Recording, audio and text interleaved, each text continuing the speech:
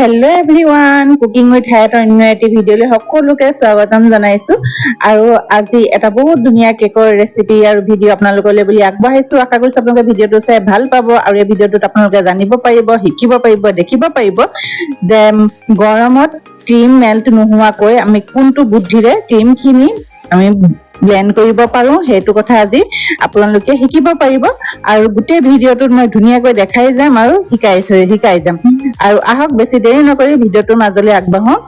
আৰু এইটো এটা তল কেক হয়, 1 কেজিৰ এটা তল কেকৰ অৰ্ডাৰ আছিলে। আৰু কেকটো আছিলে ফল্ট লাইন কেক। আৰু ধুনীয়াকৈ কেকটো মই বনাবলৈ চেষ্টা কৰিছিলো, যেনেকৈ তেওঁলোকে মোক ৰেফাৰেঞ্চ পিক এখন দিছে সেই হিচাপত মই বনাবলৈ চেষ্টা কৰিছিলো। আৰু এতিয়া যিহেতু বহুত গৰম পৰিছে আৰু এনেকুৱা গৰমত আমি ক্ৰীমখিনি কেনেকে মাৰিলে ক্ৰীমখিনি মেল্ট নহব, কিয়নো ক্ৰীম আমি মাৰিলে মানে ক্ৰীমখিনি মেল্ট হৈ যায়। বহুতৰে সেইটোৱে প্ৰব্লেম হয় যে ক্ৰীম ব্লেণ্ড কৰিব নোৱাৰো, ক্ৰীমখিনি মেল্ট হৈ যায়। গতিকে গৰমত ক্ৰীমখিনি মেল্ট নহবৰ কাৰণে আমি কোনটো বুদ্ধিৰে কাম কৰিব লাগিব। আপোনালোকে কি কৰিব, এনেকুৱা এটা গামলা ল'ব যিটো গামলা ফ্ৰিজত সোমাই, আপোনাৰ ফ্ৰিজত সোমোৱা এটা গামলা ল'ব আৰু গামলাটোত পানী দিব, আধা গামলামান পানী ল'ব। সেই গামলাটো ফ্ৰিজত থৈ দিলে মানে পানীখিনিটো বৰফ হৈ যাব।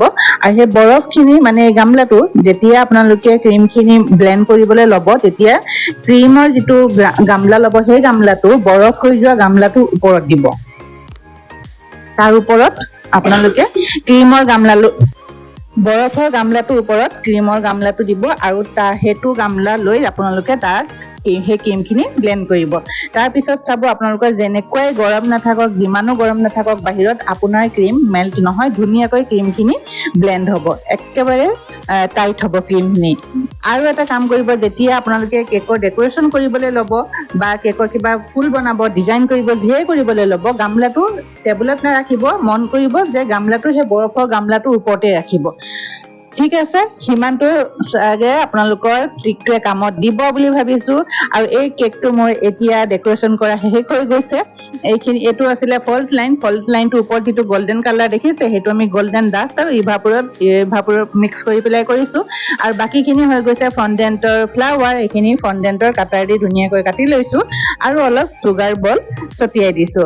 আৰু কেকটো ডেক'ৰেশ্যনটো কেনেকুৱা লাগিলে সেইটো আপোনালোকে জনাব, আৰু এই কেকটো চাই কেনেকুৱা পালে সেইটো একেবাৰে জনাবলৈ নাপাহৰিব।